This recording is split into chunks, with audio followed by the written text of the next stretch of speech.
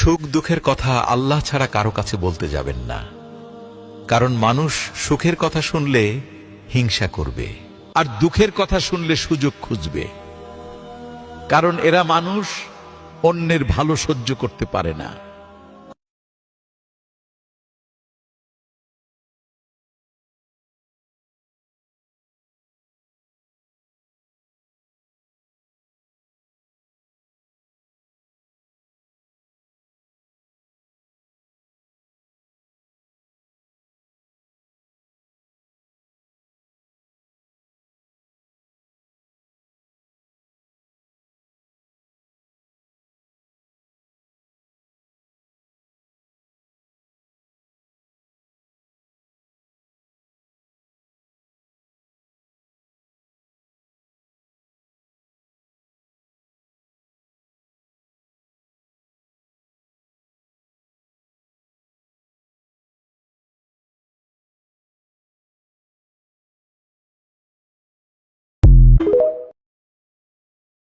যত্ন পাওয়া নারী কখনো টাকার কাছে বিক্রি হয় না।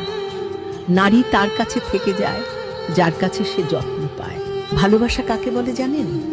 যাকে না দেখলে ঘুম আসে না, যার সাথে কথা না বলে থাকা যায় না, যার যত্ন ভালোবাসায়।